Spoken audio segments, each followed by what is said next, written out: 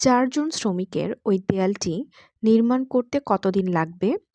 দেয়ালটি ২ দিনে নির্মাণ করতে অতিরিক্ত কতজন শ্রমিক লাগবে? সমাধানে চলে যাই।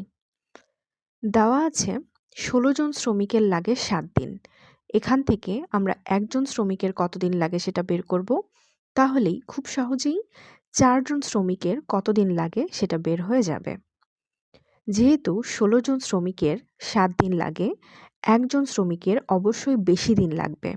বেশি দিন লাগার কারণে ১৬ গুণ ৭।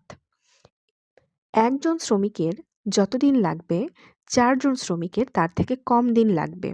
এজন্য ৪কে ভাগ করব।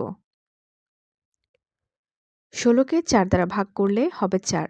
৪ গুণ ৭, ৪ ৭ ২৮ দিন। অর্থাৎ ৪ জন শ্রমিকের লাগে ২৮ দিন। এবার খ নম্বরে চলে যাই। দেয়ালটি ২ দিনে নির্মাণ করতে অতিরিক্ত কতজন শ্রমিক লাগবে? দেওয়া ছিল ৭ দিনে নির্মাণ করে ১৬ জন। ৭ দিনের কাজ যদি এক দিনে করতে হয় তাহলে আমার অতিরিক্ত শ্রমিকের প্রয়োজন। তাহলে একদিনে শ্রমিক লাগবে বেশি, ৭ গুণ ১৬ জন। একদিনে যে পরিমাণ শ্রমিক লাগবে ২ দিনে তার থেকে কম শ্রমিক লাগবে, সেহেতু ২ হবে ভাগ। ১৬কে ২ দ্বারা ভাগ করলে হবে ৮, ৭ ৮ ৫৬। অর্থাৎ ২ দিনে শ্রমিক লাগবে ৫৬ জন।